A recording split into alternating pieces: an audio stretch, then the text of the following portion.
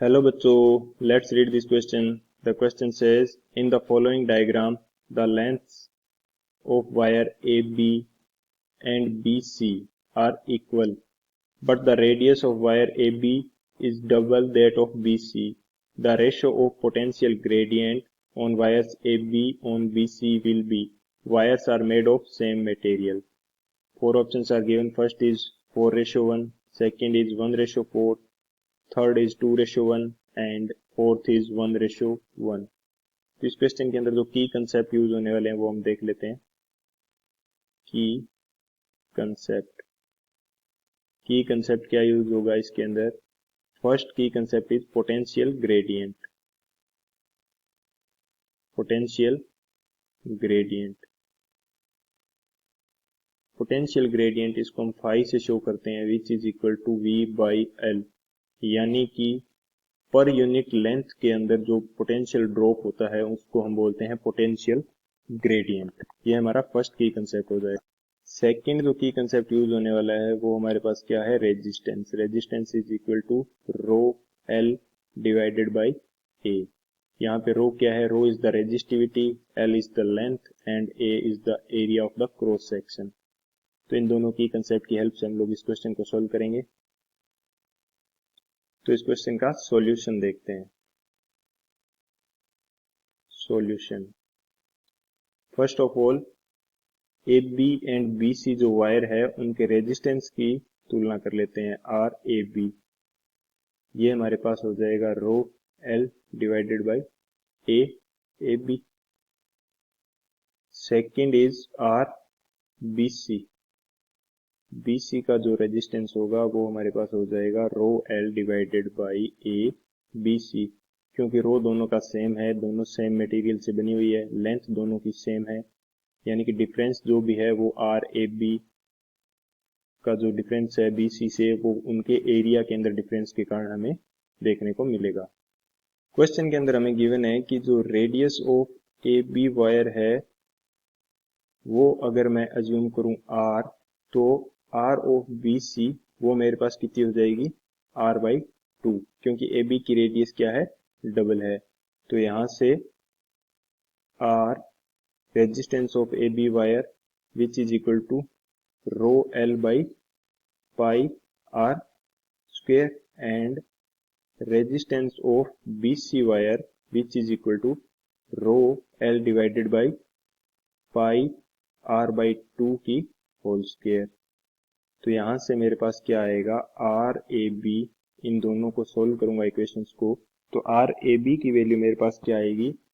Are B C divided by 4। ये मेरे पास एक रिलेशन निकल के आएगा इन दोनों के रेजिस्टेंस में। नाउ अब यदि हम फाइंड कर लें potential at A B and B C, now find potential at A B and B C. A B and B C wire पे पोटेंशियल कितना होगा वो हम फाइंड कर लेते हैं। और V is directly proportional to R, तो यहां से अगर हम वी ए बी फाइंड करना चाहें तो वो हमारे पास क्या आ जाएगा? रेशियो के नियम से, तो which is equal to R A B divided by R net, यानी कि R A B plus B C दोनों का कॉम्बिनेशन। E जो है total EMF of the battery है and R A B and R net के according ये A B के अंदर पोटेंशियल हो जाएगा एंड सेम बी सी के अंदर भी पोटेंशियल हो जाएगा E R B C divided by R net. R net यहाँ पे क्या है? R net is equal to R A B plus R B C. तो यहां से वी ए बी हमारे पास कितना आ जाएगा? वी ए बी हमारे पास आ जाएगा आर ए